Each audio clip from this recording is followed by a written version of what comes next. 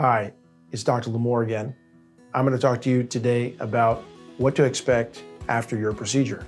After your procedure, you will have a non-weight-bearing restriction of the operative extremity for 2 weeks from surgery.